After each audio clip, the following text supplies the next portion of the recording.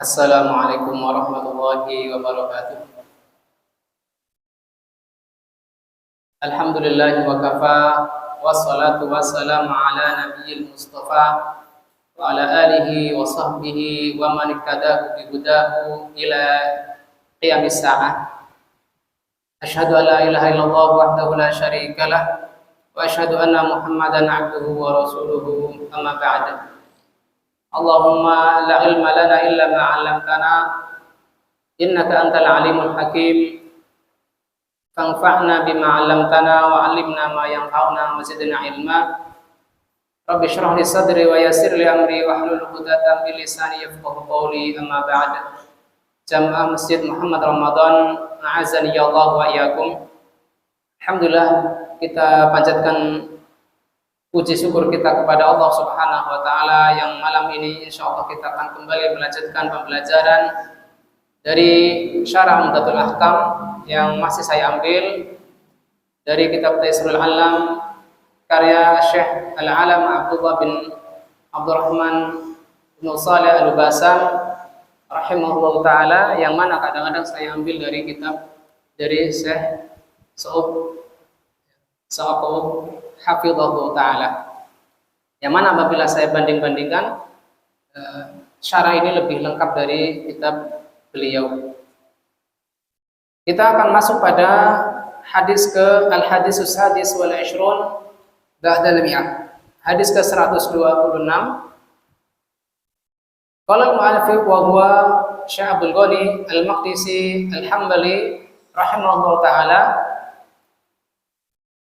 an Sumayyi maula Abi Bakar ibn Abdurrahman ibn al-Haris ibn Hisham, dari Sumayyi maula Abi Bakar bin Abdurrahman bin al-Haris ibn Hisham, an Abi Shalih As-Samman dari Abu Shalih As-Samman dari Abu Hurairah radhiyallahu anhu, beliau mengatakan ana fuqara al-muhajirina atau Rasulullah sallallahu alaihi wasallam, bahwasanya kaum fakir muhajirin datang menemui Rasulullah sallallahu alaihi wasallam. Faqalu, lalu mereka berkata, ya Rasulullah, wahai Rasulullah, daba ahlu dusur bid darajatil ula. Ahlu dusur di dalam al-asya al-dusur adalah wahwa al-mal kasir, para pemilik harta telah pergi, yaitu mendahului kami dengan derajat yang tinggi. Wan na'imil muqim, dan na'imul muqim yaitu memperoleh kenikmatan surga yang abadi. Qala wa madaka, maka Rasulullah sallallahu alaihi wasallam bertanya, apa itu? Ya walad, ijlis, duduk. Qalu yusalluna kama nusalli. Ya, orang-orang kaya tersebut salat sebagaimana kami salat. Wa yasumuna kama nasum. Mereka pun puasa sebagaimana kami puasa. Wa yatasaddaquna wa la natasaddaq. Tetapi mereka bersedekah dengan apa yang tidak kami bisa bersedekah. Wa yutiquna wa la nutiq. Mereka dapat memerdekakan budak, tetapi kami tidak dapat memerdekakan budak.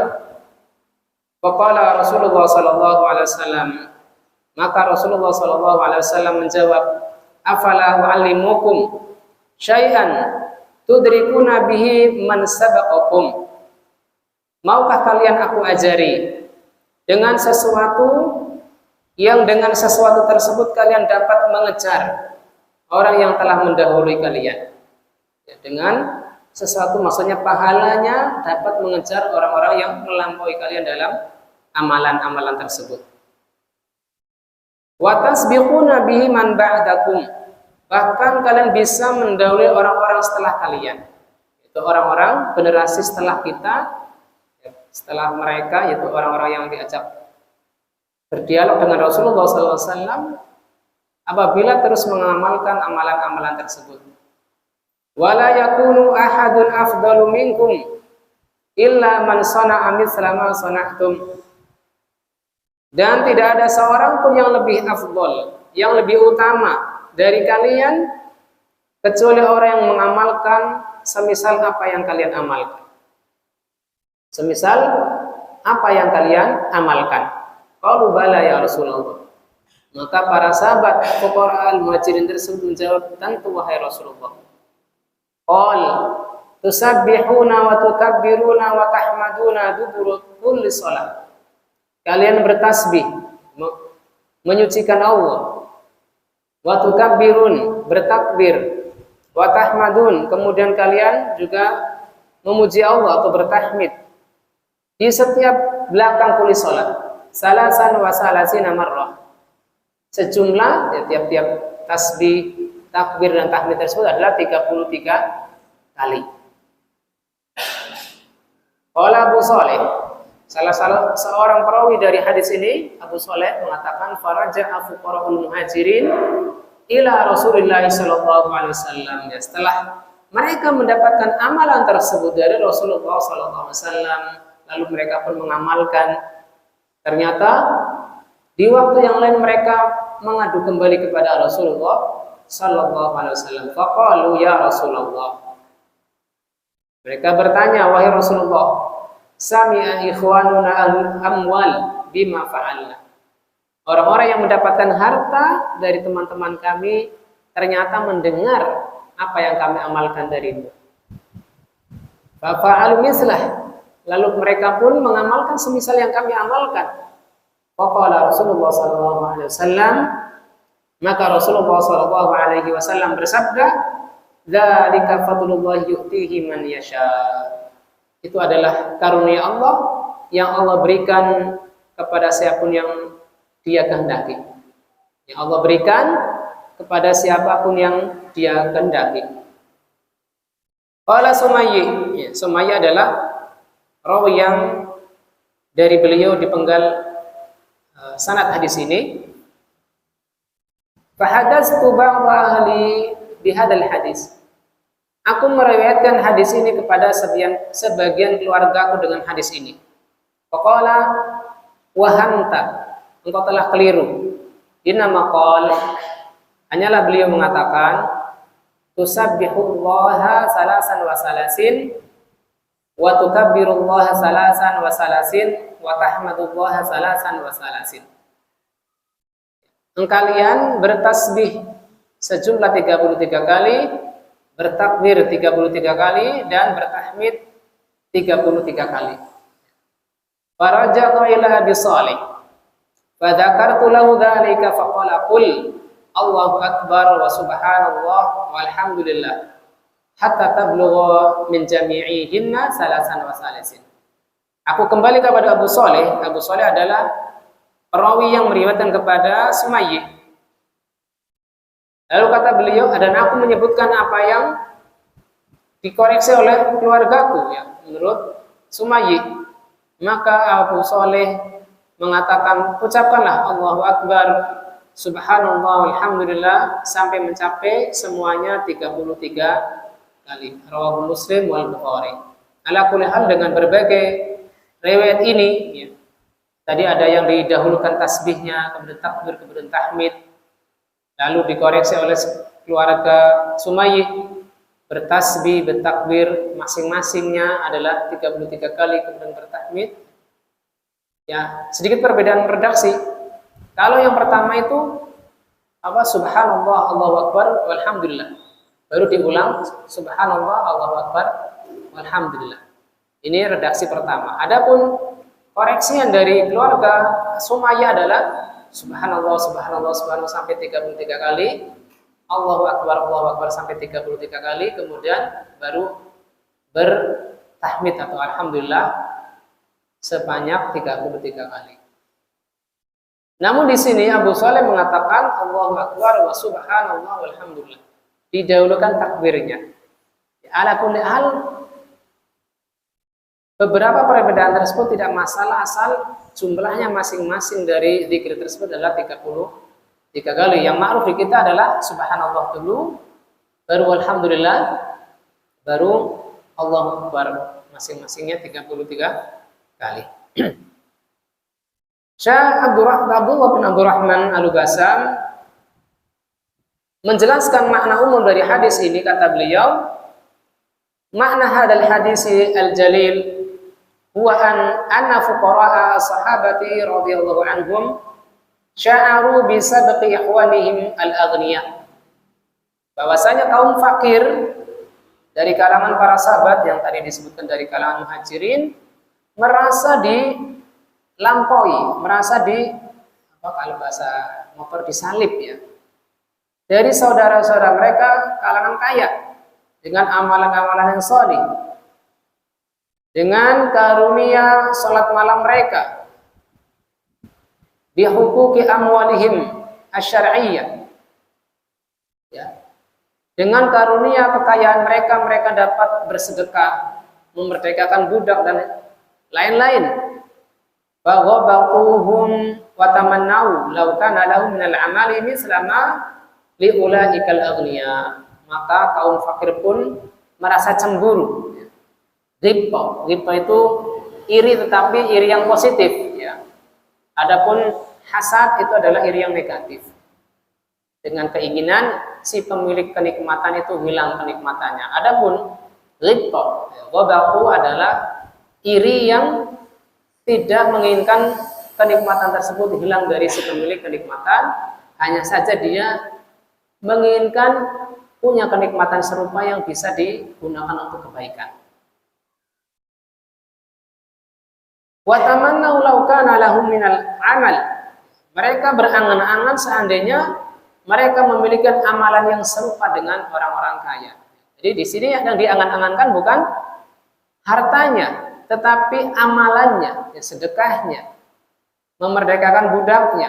Ya, kalau zaman sekarang mungkin wakaf ke masjid, wakaf ke madrasah, wakaf memperbaiki jalan dan lain sebagainya. Faja'u ila Nabi sallallahu alaihi wasallam yashkuna musibatahum fi faqdil ajr.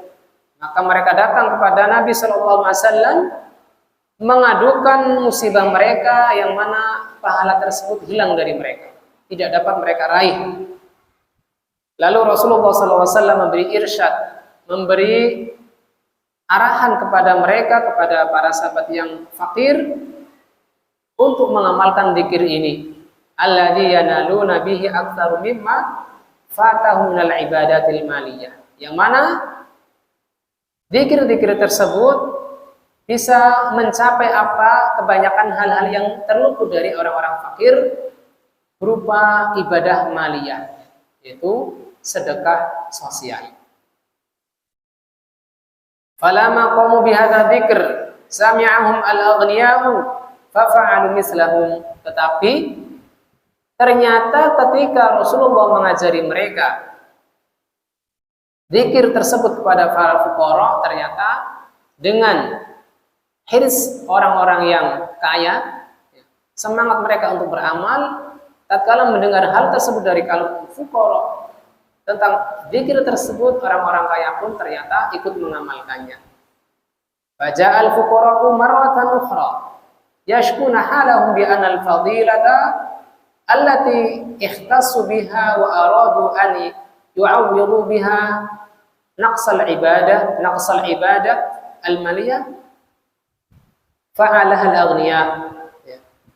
Maka fuqara pun kembali mengadukan hal mereka kepada Rasulullah SAW, bahwasanya keutamaan yang awalnya dikhususkan untuk mereka, yang mereka menginginkan agar hal tersebut bisa menggantikan amal-amal yang berasal dari harta-harta yang kurang dari mereka, ternyata juga diamalkan oleh orang-orang kaya.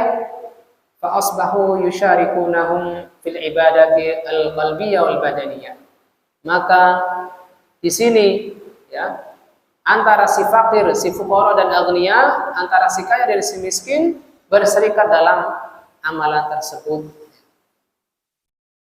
Wa yamtazuna alaihim fil ibadatil maliyah.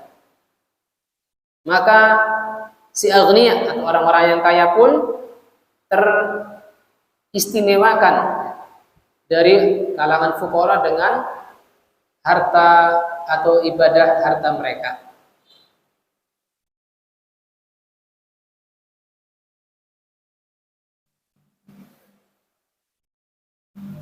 Faqala sallallahu alaihi wasallam, "Dzalika fadlullahi yu'tihi man yasha, fa huwa alladhi yuqassimul arzaq wal hidayah hasba hikmatihi wa huwal hakimul alim." Itu adalah karunia Allah yang Allah berikan kepada siapapun yang Allah kehendaki. Allah memberikan atau membagi-bagikan rizki, bahkan hidayah sesuai dengan hikmahnya. Yang dibagi-bagikan oleh Allah bukan sekedar rizki yang berbentuk harta, tetapi juga keutamaan berupa amaliyah, sehingga hendaknya kita qanaah atau menyukuri, merasa cukup dengan apa-apa saja yang menjadi pembagian Allah Subhanahu wa taala, sehingga kita tidak menganggap kecil karunia Allah Subhanahu wa taala tersebut. Faedah hadis ini disebutkan oleh Syekh Abdullah Al-Bassam. Yang pertama adalah raghbatu sahabah radhiyallahu anhum asyadidah fil khair. Bahwasanya para sahabat memiliki kecintaan yang besar dalam kebaikan. Apalagi kita sudah menisbatkan diri kepada pemahaman para sahabat dalam beragama, tentunya kita pun hendaknya ikut serta dalam mencintai amaliyah-amaliyah semaksimal mungkin. Wa tanafusuhum bil a'mali shalihah. Mereka saling berlomba-lomba dalam mengamalkan amal soleh. Maka kita pun hendaknya demikian. Terutama ketika kita sudah selesai dari madrasah Ramadan. Madrasah Ramadan yang hendaknya mengeluarkan insan-insan yang berkualitas, makin memupuk semangat dalam beribadah, hendaknya kita tampakkan kembali. Jangan sampai setelah Ramadan selesai kita justru ngedon.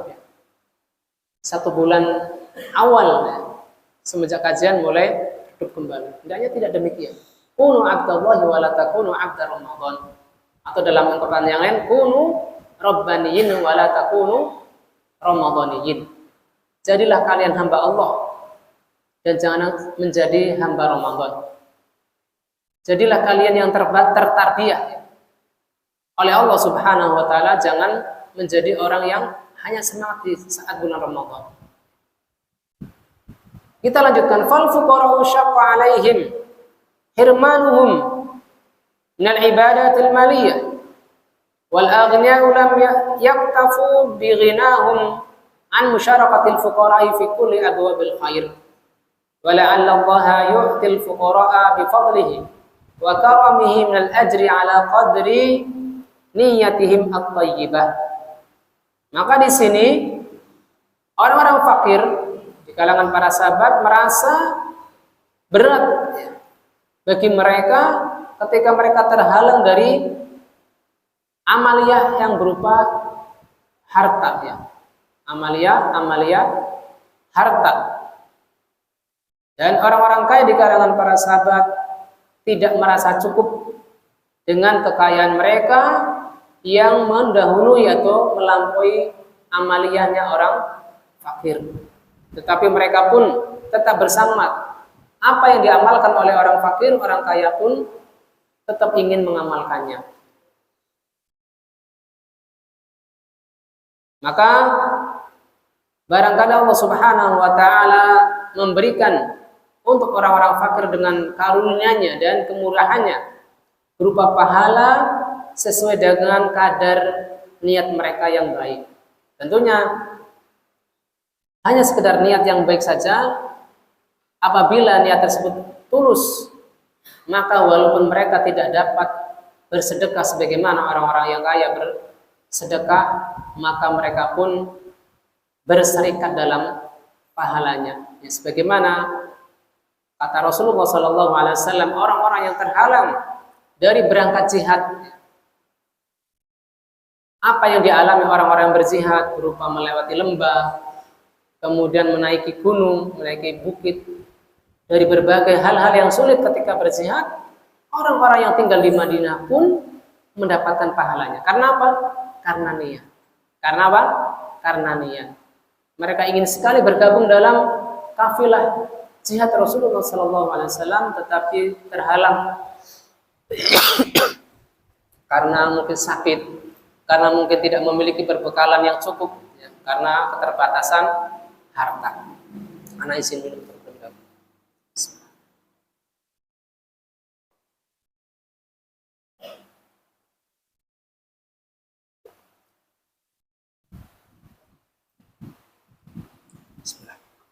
Sehingga kita sebagai para pengikut sahabat hendaknya tidak hanya berbangga-bangga dengan apa yang telah diraih oleh para sahabat dalam berupa banyaknya keutamaan amal, tetapi kita juga hendaknya tanafus, saling berlomba-lomba untuk mengamalkan ilmu yang sudah kita pelajari. Yang kedua adalah al-hadisu yadullu ala fadlil ghani asyakir alal faqir sabir. Hadis ini menunjukkan atas keutamaan orang yang kaya yang bersyukur daripada orang yang fakir namun dia sabar. Hadis ini menunjukkan keutamaan orang kaya yang bersyukur dibanding orang miskin yang bersabar. Lima lahu minal a'mal, ditinjau dari sisi banyaknya amal. Dan ini adalah masalah panjang yang diperselisihkan ulama. Apakah lebih utama mana orang kaya yang bersyukur atau orang kaya yang orang miskin yang sabar? Hal ini diperselisihkan para ulama, ditinjau dari hal-hal lain atau tinjauan-tinjauan atau sisi-sisi lain yang mereka perdebatkan. Tetapi kalau dari sisi amal, tentu orang kaya lebih utama, karena lebih banyak secara kuantitas atau secara jumlah. Faedah ketiga atau pelajaran ketiga dari hadis 126 ini, annal infaqo fi sabilil khairi sababun raf'ud darajat. Bahwasanya berinfak atau bersedekah di jalan kebaikan menjadi sebab dinaikannya derajat. Annal infaq fi sabilil khairi sababu raf'id darajat. Bahwasanya infak di dalam jalan kebaikan menjadi sebab ditinggikannya derajat. Qala Ibnu Qayyim, Al-Imam Ibnu Qayyim mengatakan, fal ghani idza taqallaha fi malihi wa anfaqahu fi wujuhihi wa laysa maqsuran 'ala zakati bal mimma haqquhu isba'ul ja'i' wa kiswatul 'ari wa ighasatul malhuf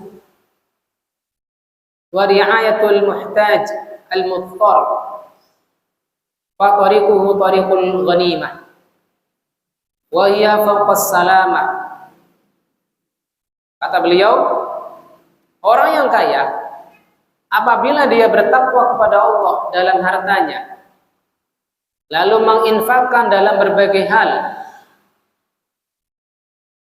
dan tidak mengurangi zakatnya, dan bahkan di antara hak tersebut adalah isba'ul ja'i, mengenyangkan orang yang lapar, memberi makan orang yang telanjang. Telanjang bukan karena keinginan dia, tetapi karena dia tidak memiliki pakaian. Lain hal apabila orang tersebut telanjang karena ingin mengikuti mode, ini lain hal. Wa ighasatul malhuf, menolong orang yang terzalimi. Wa ri'ayatul muhtaj, memelihara orang yang membutuhkan, yaitu membantu orang yang membutuhkan, yang memerlukan. Maka jalannya adalah jalan ghanimah, jalan yang patut ditempuh.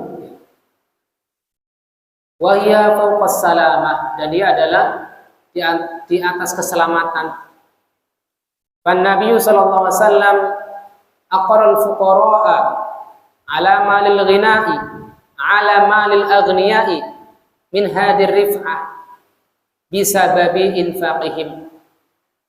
Nabi sallallahu alaihi wasallam menetapkan bahwasanya fuqara di atas apa yang dimiliki oleh orang-orang yang kaya dalam ketinggian ini disebabkan infak mereka.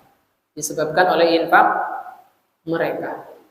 Maksudnya begini, bahwasanya apabila si miskin dengan kemiskinannya tetap berinfak, maka Nabi SAW menetapkan bahwasanya si miskin ini memiliki keutamaan yang lebih daripada si kaya.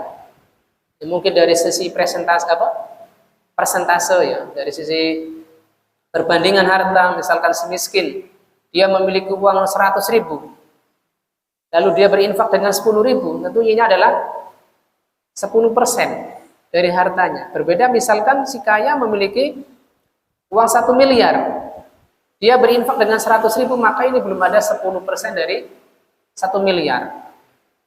Belum ada 10% dari 1 miliar. 10% dari 1 miliar berapa? 100 juta. Iya, Pak. Makanya di sini ada keutamaan bagi si miskin apabila sama-sama berinfak.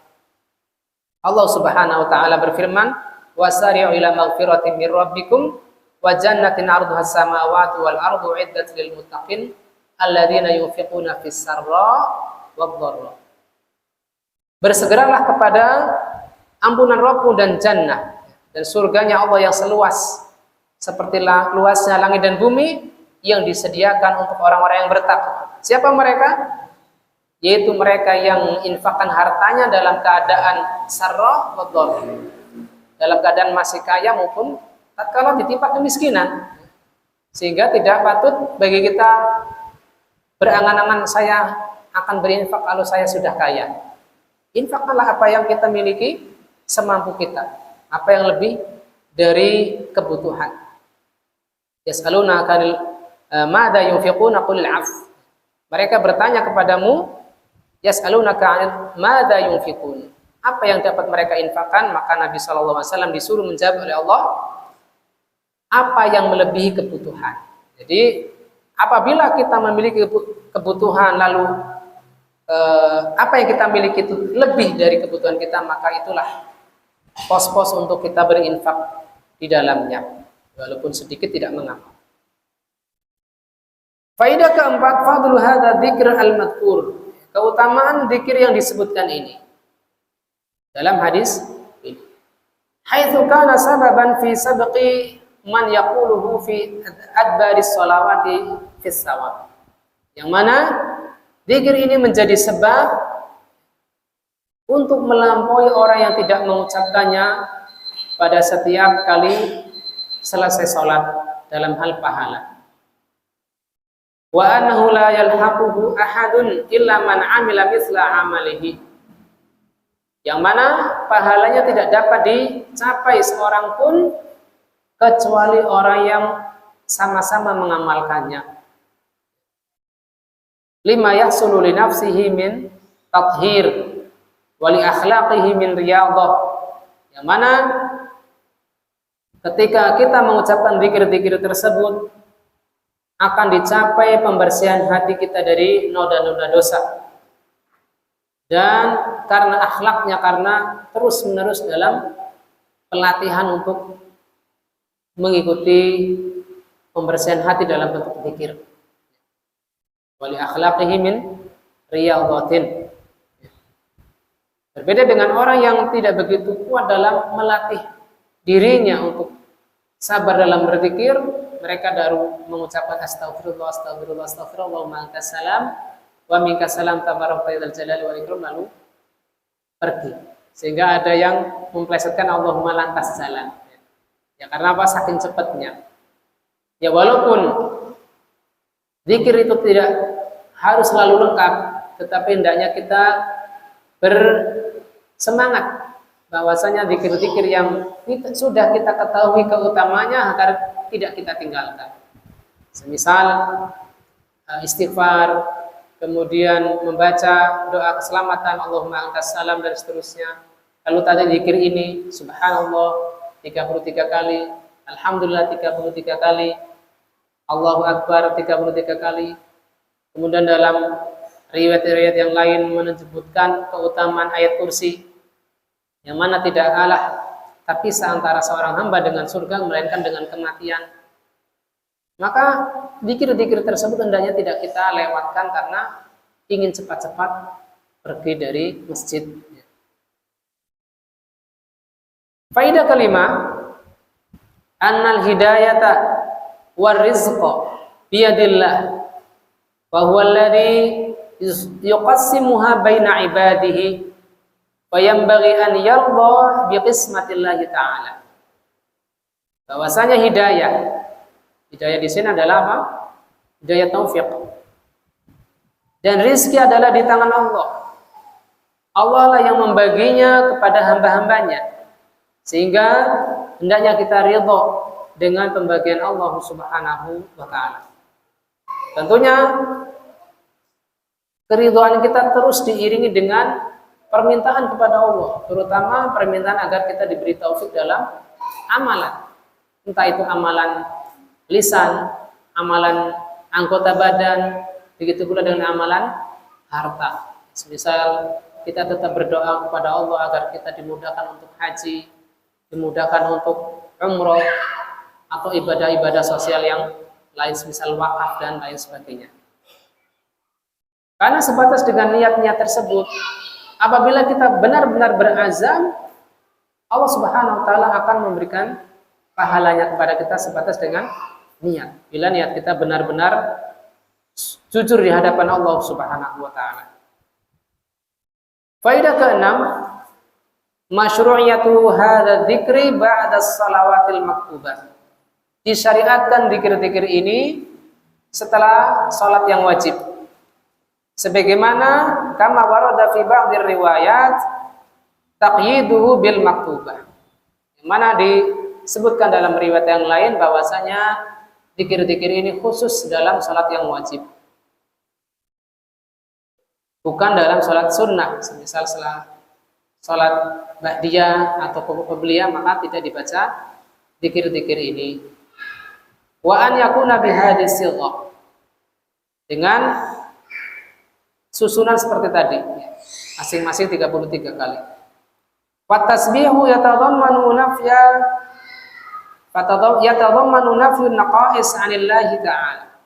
Tasbih berisi penafian berbagai kekurangan dari Allah. Summa tahmidu al-musbitu lahul kamal. Kemudian tahmid yang menetapkan berbagai kesempurnaan untuknya. Summa takbir al-musbitu lahu sifatul 'azamah. Kemudian bertakbir yang menetapkan untuk Allah Subhanahu wa taala sifat-sifat keagungan. Wastadhar Ibnu Qayyim an takuna salasa wa salasun min jami'i kalimat tasbih wa tahmid wa takbir. Dan Ibnu Qayyim memilih hal yang zahir atau hal yang kuat menurut beliau bahwasanya masing-masing dari lafaz zikir tersebut adalah 33 kali. Baik, kita sudah masuk bisa Pak Qasim? Oke, kita dengarkan adzan isya terlebih dahulu. Insyaallah kita lanjutkan setelah mendengar adzan.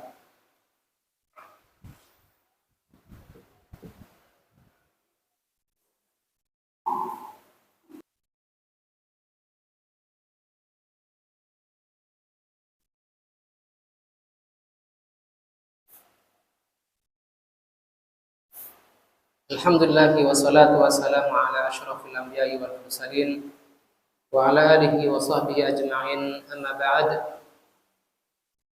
Kita lanjutkan pembacaan dari 3 kitab Taisirul Alam Syarah Umdatul Ahkam. Kata Syekh Abdullah bin Abdurrahman Al-Basam rahimahullah ta'ala menerangkan tentang zikir setelah sholat. Walaupun ini tidak mewakili seluruh zikir-zikir yang ditahqiq oleh para ulama, tentunya ini sangat membantu kita ya, untuk mengingatkan kembali tentang keutamaan atau urutan-urutan beberapa zikir. Kata beliau, wa huwa faqaratun min kalami Syekhul Islam Ibnu Taimiyah rahimahullah ta'ala. Dan ini ada beberapa paragraf dari ucapan Syekhul Islam Ibnu Taimiyah. Qala rahimahullahu ta'ala, beliau mengatakan fi sahihi annahu sallallahu alaihi wasallam,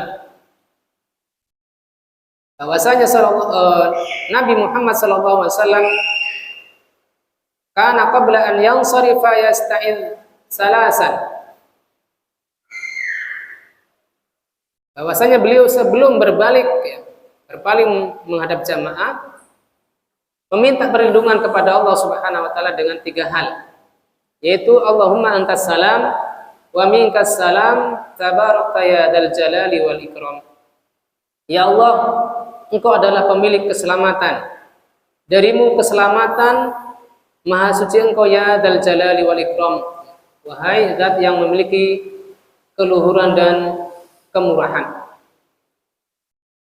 Ini sebelum imam berbalik menghadap ke makmum. Adapun makmum maka tetap menghadap ke kiblat. Karena ini adalah menceritakan atau diceritakan tentang kaifiyah zikirnya Nabi Muhammad SAW selaku beliau menjadi imam. Sehingga makmum apabila melihat imam berbalik menuju atau menghadap jamaah, maka makmum tidak perlu berbalik ke arah timur. Pada sebagian zaman demikian. Wa fi sahihain annahu kana yaqul, dan dalam Sahih Bukhari dan Muslim bahwasanya Nabi sallallahu alaihi wasallam mengucapkan la ilaha illallah wahdahu la syarikalah lahul mulku wa lahul hamdu wa huwa ala kulli syai'in qadir Allahumma la mani'a lima ataita wa la mu'tiya lima mana'ta. Tidak ada ilah yang hak kecuali Allah semata, tidak ada sekutu untuknya. Miliknya lah kerajaan, lahul mulk, miliknya Allah Subhanahu wa taala semata, kerajaan langit dan bumi. Baginya segala puji, dan wa huwa ala kulli syai'in qadir, dan Dia Maha Kuasa atas segala sesuatu. Ya Allah, la mani'a lima ataita, tidak ada yang dapat mencegah apa yang Engkau karuniai atau berikan. Wala mu'tiya lima mana'ta, dan tidak ada yang dapat memberikan apa yang Engkau halangi. Jadi di antara sifat Allah bahwasanya Allah memberi dan menahan. Tidak ada yang dapat mencegah pemberian Allah kepada kita, sehingga kita tidak perlu gusar. Misalkan ada persaingan bisnis, itu berarti Allah Subhanahu wa taala apabila menghendaki, tidak ada yang dapat menghalangi walaupun dengan berbagai cara. Begitu pula sebaliknya, ketika seseorang mendapatkan kesempitan rezeki, maka dia tidak perlu perlu kesah kepada sesama makhluk, karena itu adalah Allah Subhanahu wa taala menahan dari sebagian rezekinya. Wala yanfa'u dzal jaddi minkal jadd, tidak bermanfaat kemuliaan orang yang memiliki kemuliaan darimu. Maksudnya kemuliaan seseorang itu tidak bermanfaat dari adab Allah Subhanahu wa taala apabila Allah Subhanahu wa taala ingin mengadabnya dengan dosa-dosa orang tersebut. Ini sudah kita bahas pada pekan yang lalu. La haula wala quwwata illa billah. Tiada daya dan upaya melainkan atas pertolongan Allah. Wala na'budu illa iyyah. Dan tidaklah kami beribadah melainkan kepadanya semata. Mukhlishina lahuddin, ya, dengan memurnikan agama untuknya, walau karihal kafirun, walaupun orang-orang kafir tidak menyukainya atau membencinya. Wa yu'allimuhum an yusabbihu salasan wa salasin. Lalu kata Ibnu Taimiyah selanjutnya, Nabi mengajari para sahabatnya untuk bertasbih 33 kali. Wa yahmaduna salasan wa salasin, dan mengucapkan alhamdulillah 33 kali. Wa yukabbiruna salasan wa salasin, bertakbir sebanyak 33 kali. Fatilka tis'u wa tis'in, tis'un wa tis'in, maka itu adalah 99. Wa tamamul mi'ah, la ilaha illallah wahdahu la syarikalah, lahul mulku wa lahul hamdu wa huwa ala kulli syai'in qadir. Dan disempurnakan yang ke-100 dengan baca la ilaha illallah wahdahu la syarikalah, lahul mulku wa lahul hamdu wa huwa ala kulli syai'in qadir. Lalu kata beliau selanjutnya, wala raiba anal adhkar wa da'awat min afdhalil ibadat. Tidak ada keraguan bahwasanya zikir dan doa termasuk ibadah yang paling utama. Wal adiyat wal adhkarun nabawiyah hiya min afdhali ma yataharrahu al mutaharri min adzikri wad doa.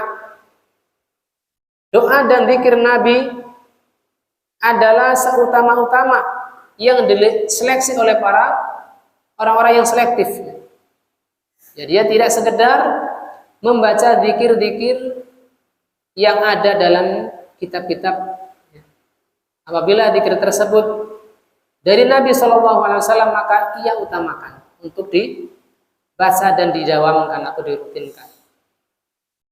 Wa ma siwaha minal adhkar qad yakunu makruhan wa qad yakunu muharraman wa qad yakunu fihi syirkun la yahtadi ilaihi aktsarun nas. Adapun zikir-zikir yang tidak berasal dari Nabi SAW, kadang itu dia boleh ya, karena redaksinya tidak ada penyimpangan, terkadang makruh ya, tidak disukai, bahkan terkadang haram karena berisi redaksi yang menyimpang, bahkan terkadang jatuh kepada kesyirikan karena meminta kepada selain Allah Subhanahu wa taala, yang mana kebanyakan manusia tidak mendapatkan petunjuk di dalamnya.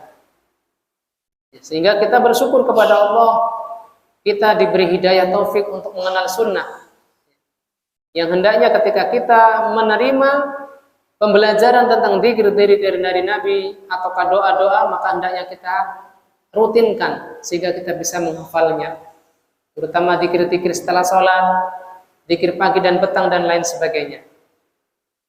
Wa dzikru min afdhalil ibadat, dan zikir adalah termasuk ibadah yang paling utama. Walidha qalat Aisyatu, oleh karena itu Aisyah berkata, adzikru ba'da linsirafi minas salati hiya mithlu mashul mir'ah ba'da siqaliha.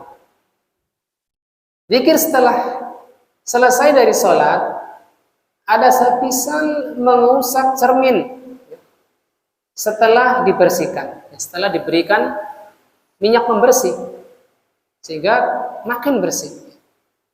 Sholat tentunya ada dimisalkan oleh Nabi SAW seperti orang yang mandi 5 kali sehari. Maka dengan berzikir setelah sholat adalah semisal makin menggelapkan hati kita. Wa inna sholata tasqul qalba, karena sholat itu ya membersihkan hati.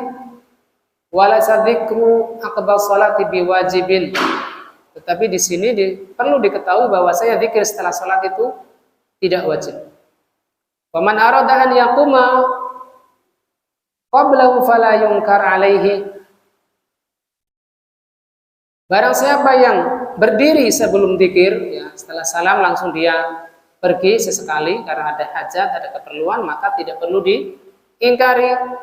Wala yakin yanbaghi lil ma'mum alla yaquma hatta yansarifal imam 'anil qiblah. Akan tetapi hendaknya bagi makmum, kata Ibnu Taimiyah, janganlah dia langsung berdiri sampai imam berbalik menghadap makmum ya, berbalik dari kiblat. Ya, sayangnya kebiasaan berbalik dari arah kiblat ini jarang sekali dilakukan oleh para imam, kecuali mereka yang mendapatkan taufik untuk mengenal sunnah.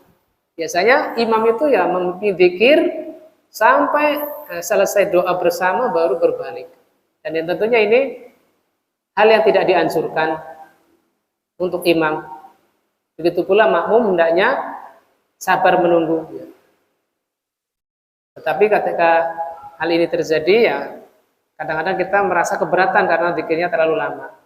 Tetapi hendaknya ini diketahui oleh imam yang biasa menjadi imam sholat rawatib, setelah membaca astaghfirullah, astaghfirullah, astaghfirullah, Allahumma antas salam wa minkas salam tabarakta ya dzal jalali wal ikram, lalu dia langsung berbalik menghadap makmum. Ya. Tadi disebutkan di awal annahu sallallahu alaihi wasallam kana qabla an yansarifa yastahidu salasan. Adalah Nabi sebelum dia berpaling ya, dari kiblat, beliau membaca isti'adzah, yaitu dalam bentuk redaksi Allahumma antas salam wa minkas salam tabaraka dzal jalali wal ikram. Lalu beliau melanjutkan zikirnya dengan menghadap jamaah. Wala yanbaghi lil imami an yaq'uda ba'da salami mustaqbil qiblati illa bi miqdari ma yastaghfiru salasan. Dan hendaknya tidak selayaknya bagi imam untuk duduk setelah salam terus menghadap kiblat kecuali sekedar membaca istighfar 3 kali. Wa yaqulu Allahumma antas salam wa minkas salam tabarakta ya dzal jalali wal ikram. Jadi menghadapnya imam setelah salam itu sebentar sekali. Hanya istighfar 3 kali, lalu membaca isti'adzah tadi dengan redaksi Allahumma antas salam wa minkas salam tabarakta ya dzal jalali wal ikram. Lalu dia lanjutkan zikirnya dengan menghadapkan wajahnya ke makmum. Wa uda tasbihu bil asabi sunnah. Dan dihitung bertasbih dengan jari-jari itu sunnah. Faqad qala Nabi sallallahu alaihi wasallam. Oh ya, saya perlu tekankan di sini jari-jari yang dihitung adalah dengan jari tangan kanan. Bukan 2 tangan kanan kiri, bukan, tetapi tangan kanan saja. Kaifiyahnya kata Ibnu Utsaimin rahimahullah taala bisa dengan al-qabdu wal bastu, yaitu dengan menggenggamkan dan membuka subhanallah subhanallah subhanallah subhanallah subhanallah subhanallah. Lalu lagi menutup lagi, atau dengan kaifiyah yang lain ya, dengan menghitung dari ruas-ruas jari kita. Ya, itu jumlahnya ternyata tepat ya. Sampai 33 kali. Faqad qala Nabi sallallahu alaihi wasallam lin nisa. Nabi sallallahu alaihi wasallam telah bersabda kepada para perempuan, sabbihna wa'qidna bil asabi. Bertasbihlah kalian dan hitunglah dengan jari-jari. Fa innahunna mas'ulatun mustantaqatun. Karena ruas-ruas jari tersebut akan ditanya dan diminta bicara. Ya, maksudnya diminta bicara sebagai saksi bagi kita kelak di yaumil qiyamah. Lanjut apa? Cukup? Terserah. Kalau lanjut hendaknya nambah 1 hadis ya. Masuk bab baru. Baik, kita masuk ke bab al-khusyu'u fi shalah. Khusyuk di dalam salat adalah ruh dan inti dari salat tersebut. Wa yuksiru sawabuha au yaqillu hasbama aqalul musalli minha. Pahala salat akan bertambah atau berkurang sesuai dengan kadar apa yang dipikirkan oleh orang yang salat di dalamnya. Kadar kekhusyukan seseorang di dalam salat mempengaruhi banyak atau kurangnya pahala yang akan ia peroleh. Oleh karena itu, asnallahu ta'ala 'alal ladzina hum fi salatihim khashi'un. Allah Subhanahu wa taala memuji orang-orang yang khusyuk di dalam salat mereka. Bi annahumul ladzina yarisunal firdausa hum fiha khalidun. Bahwasanya mereka akan mewarisi surga Firdaus yang mana mereka akan kekal di dalamnya. Wal ihdharil qalbi fi sholati asbab. Dan untuk menghadirkan hati agar kita khusyuk ada beberapa sebab. Yang pertama, al-isti'adzatu minasyaiton. Agar kita dapat khusyuk, konsentrasi di dalam salat, yang pertama adalah dengan cara meminta perlindungan kepada Allah dari syaitan. Wa tadabburu qira'atis shalah, dan mentadaburi, memikirkan, merenungi bacaan Al-Quran di dalam sholat, wa anwa dzikir, dan berbagai dzikir di dalam sholat tersebut. Jadi kita merenungi bacaan imam atau ketika kita membaca sholat sendiri, maka kita memikirkan sholat kita, ya, jangan asal cepat, ya. Karena apabila sholat cepat biasanya ya tidak terpikirkan apa yang kita baca, walaupun sudah kita hafal, walaupun sudah kita ketahui isinya, tetapi ketika dibaca terlalu cepat di dalam sholat, maka biasanya kita tidak memikirkan maknanya. Sebab kedua, dari berbagai bentuk zikir, ya, dari meminta perlindungan dari syaitan, ya, kepada Allah, merenungi bacaan sholat dan zikirnya, dan yang kedua adalah ja'lus sutrah, sholat menghadap sutrah. Sutrah itu pembatas. Misalkan orang yang sholat di shaf pertama, sutranya adalah tembok.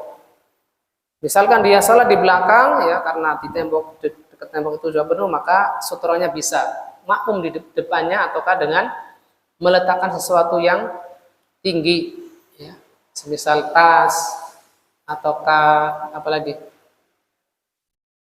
ini namanya apa? Tripod, ya, tripod itu juga bisa menjadi sutra, ya. Sesuatu yang tinggi, ya, minimal 1 jengkal, ya, sekitar 20 cm bisa menjadi sutra. Wa ja'alun nadhar mawdi'as sujud, ketika sholat menghadap tempat sujud, ya, jangan tengok kemana-mana ketika sholat, ya. Itu akan menyebabkan orang yang sholat itu tidak konsentrasi, apalagi sampai berpaling menengok ke belakang.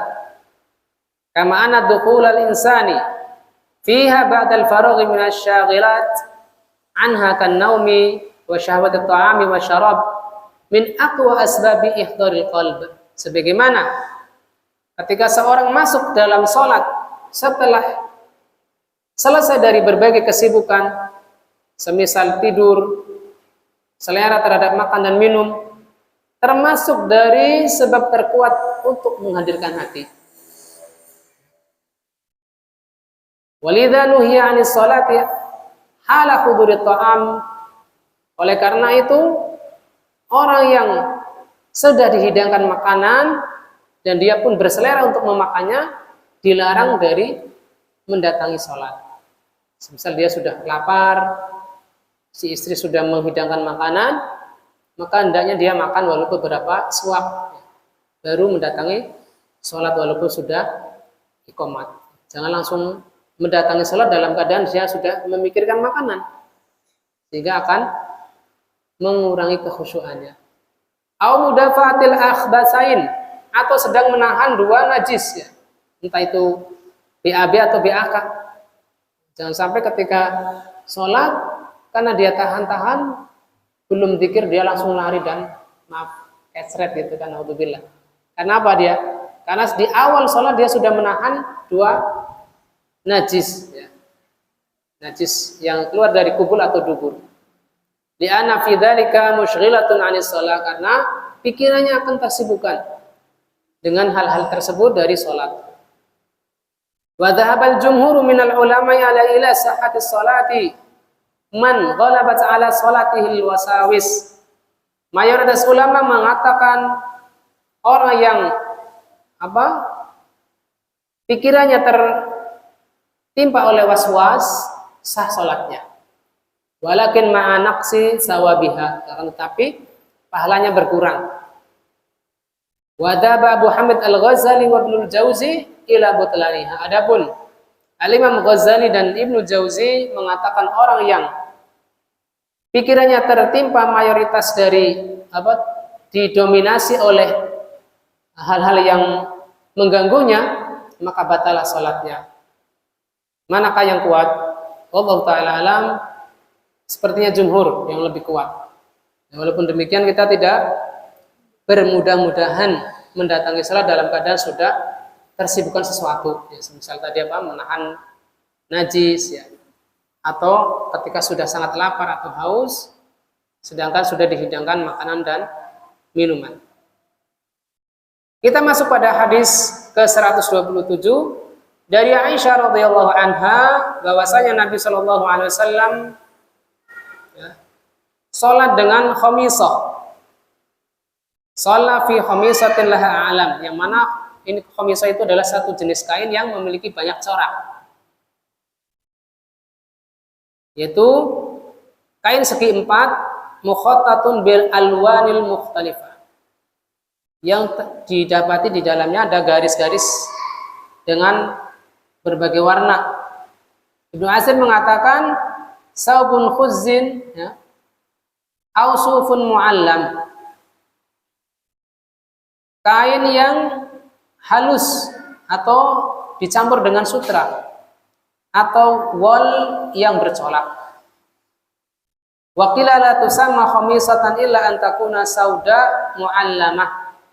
Ada yang mengatakan tidaklah dinamakan khamisah melainkan ada garis hitam ya yang bercorak. Ada warna hitam dan bercorak-corak, warnanya itu rame gitu. Fanadhara ila alamiha nadratan, lalu beliau sekilas melihat pada corak kain tersebut ketika sholat.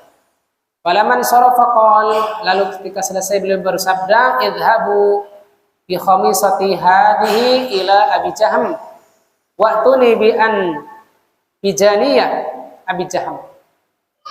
Bawalah pergi kain ini kepada Abu Jahm dan tukarlah dengan kain anbijaniyah.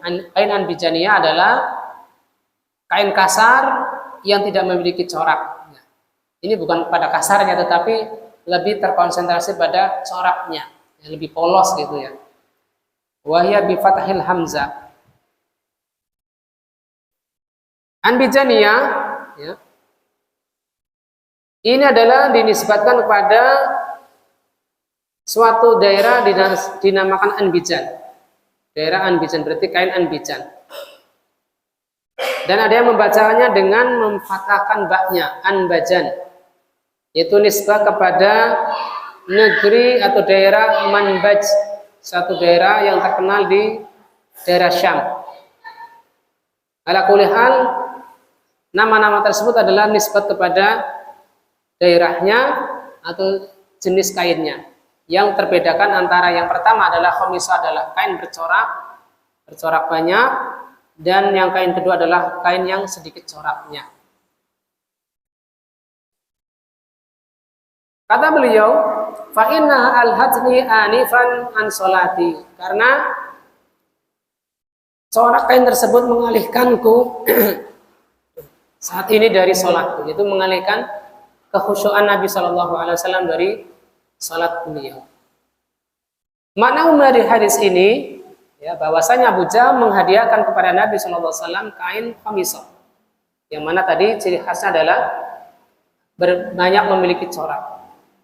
Dan di antara keutamaan akhlak Nabi Shallallahu Alaihi Wasallam, beliau menerima hadiah tersebut agar tidak membuat kecewa si Abu Jahm radhiyallahu anhu.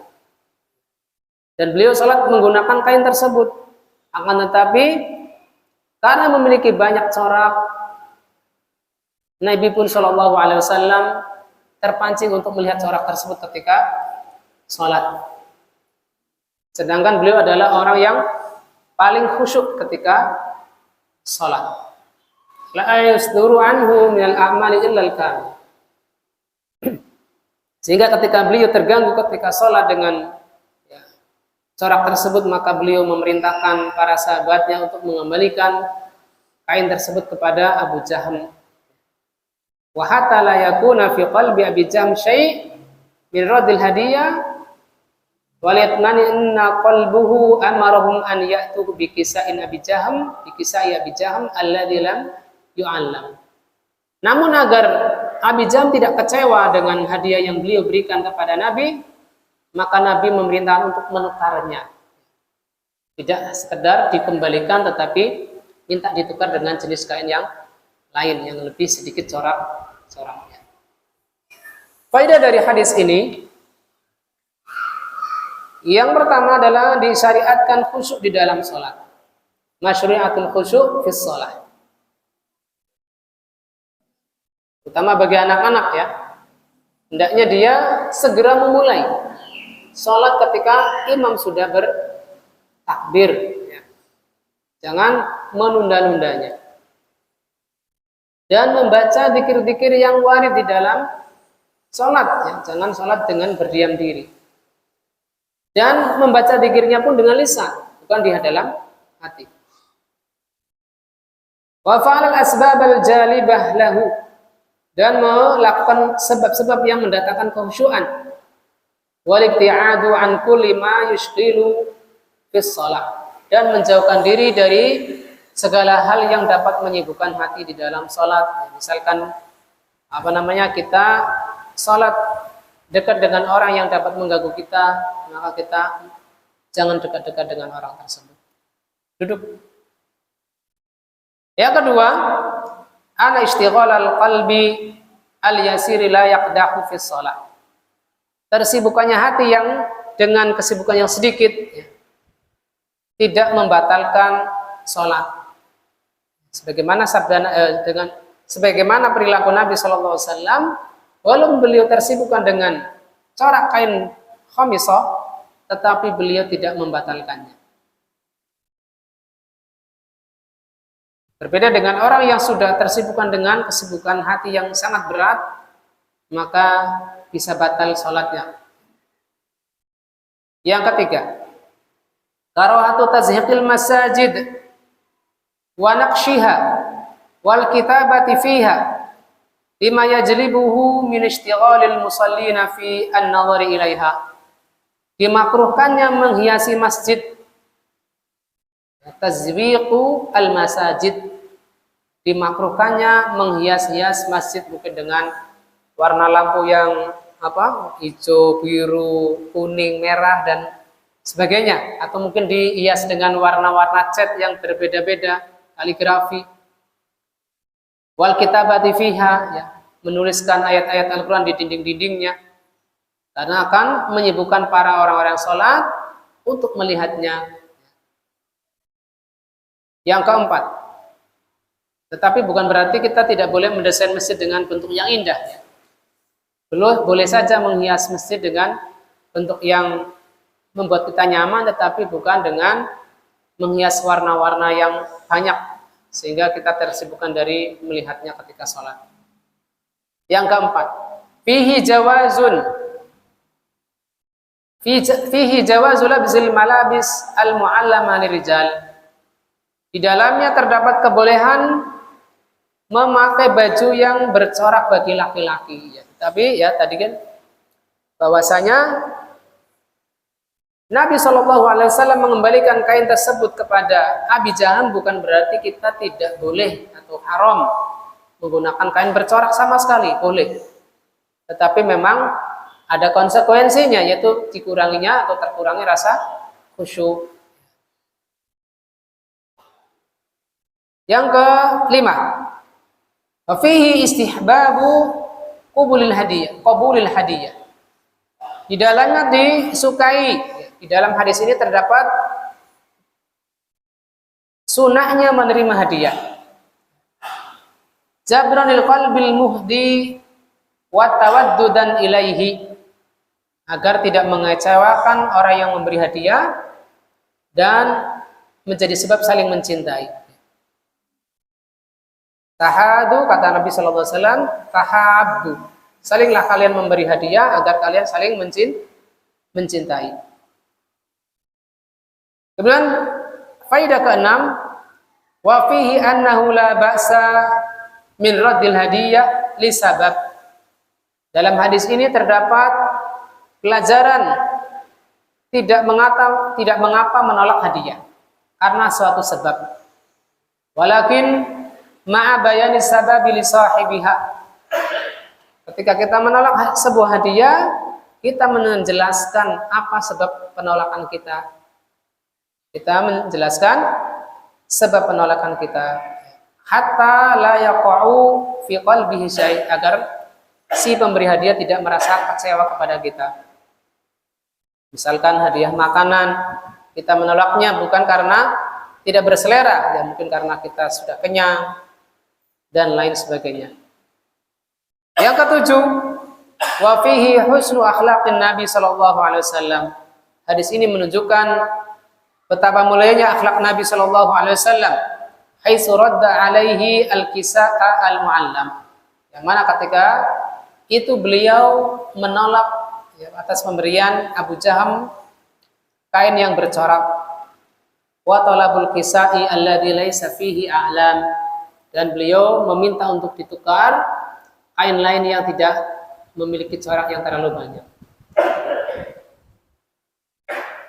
Liya'lamahu annahu ghairu mutarafi'an hadiyatihi, agar diketahui bahwasanya Nabi Shallallahu alaihi wasallam tidak menganggap bahwasanya pemberian Abu Jaham ini adalah hal yang remeh ya, sehingga ditolak, tetapi karena mengganggu sholat beliau, yaitu mengganggu kekhusyuan beliau.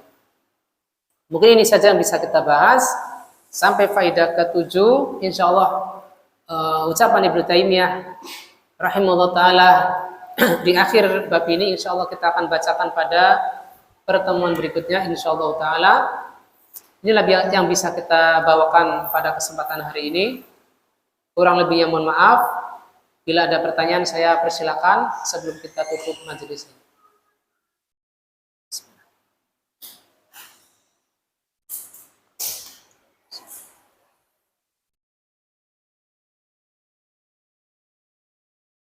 Baik, ana rasa tidak ada. Oh, monggo Pak.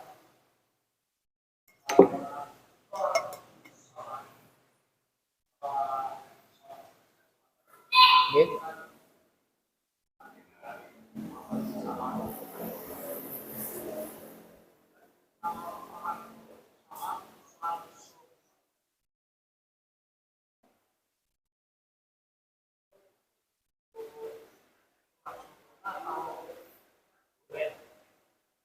Ribun Pak, pertanyaannya Anda belum menangkap. Ya, nggih. Nggih.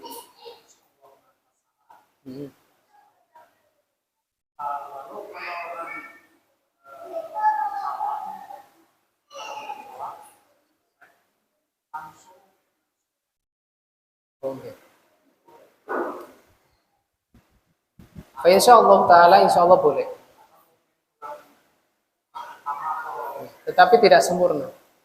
Ya, karena tidak bima fa'alan Nabi sallallahu alaihi wasallam, tidak mencontoh apa yang diamalkan oleh Rasulullah sallallahu alaihi wasallam. Bentuk istighfar setelah salam itu adalah sebagai bentuk iktiraf kita, pengakuan kita bahwasanya salat kita tidak sempurna. Sehingga apabila setelah salam kita langsung membaca subhanallah dan seterusnya, maka ini boleh tetapi tidak sempurna. Karena apa? Kurang meneladani amalan Rasulullah SAW dengan apa yang bisa beliau amalkan.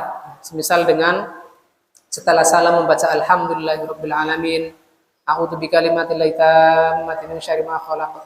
Ini sebenarnya zikir ini adalah hal yang masyru' ya, tetapi bukan pada tempatnya. Bukan pada tempatnya, karena apa yang Nabi Shallallahu Alaihi Wasallam amalkan langsung setelah salam adalah membaca istighfar, bukan dengan zikir-zikir yang lain. Wallahu taala a'lam. Jazakallahu khairan atas pertanyaan. Oke, Mas Ria.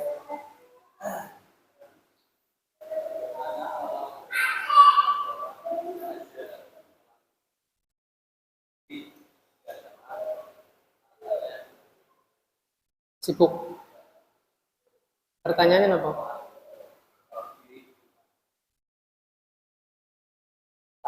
Game Farid. Gimana pertanyaannya, sah atau apa pun? Bismillahirrahmanirrahim. Apabila dia memiliki udzur yang syar'i, udzur yang diterima oleh syariat, maka insya Allah dia tidak berdosa. Ya, semisal amanah menjaga harta majikannya yang apabila dia tinggal harta tersebut hilang, maka ini termasuk udzur yang diterima oleh syariat, sebagaimana rincian-rincian tersebut saya dapati di dalam kitab Taqiyur Obat di Hambalatin Manhajus Salikin. Adapun apabila dia pemilik usaha tersebut misalkan, apabila dia tinggalkan usaha tersebut tidak masalah, ya, dikunci sebentar, maka ini bukan alasan yang diterima. Adapun orang yang ditugasi amanah, ya, dengan kekhawatiran apabila dia tinggal maka terjadi hal-hal yang tidak diinginkan, maka wallahu taala alam, salatnya dia sendirian maka mahfuz insyaallah taala. Wallahu taala dan sah ya tentunya. Karena sah tidaknya orang salat mufrad sudah lewat kita bahas dahulu. Yang walaupun di sana ada pendapat ulama yang syadid, yang keras bahwasanya salat harus berjamaah. Bila salat munfarid maka tidak sah, maka ini tidak diterima karena alasannya tidak begitu kuat. Wallahu taala alam bisawab. Cukup? Oke. Apabila tidak ada pertanyaan lagi, maka kita tutup majelis kita dengan doa kafaratul majelis. Subhanakallahumma wa bihamdika asyhadu an la ilaha illa anta astaghfiruka wa atubu ilaik. Semoga Allah Subhanahu wa taala memahamkan apa yang sudah kita pelajari dan memberi taufik kita untuk mengamalkan ilmu tersebut. Kurang lebihnya mohon maaf. Billahi taufiq wal hidayah. Walakum minkum. Wassalamualaikum warahmatullahi wabarakatuh.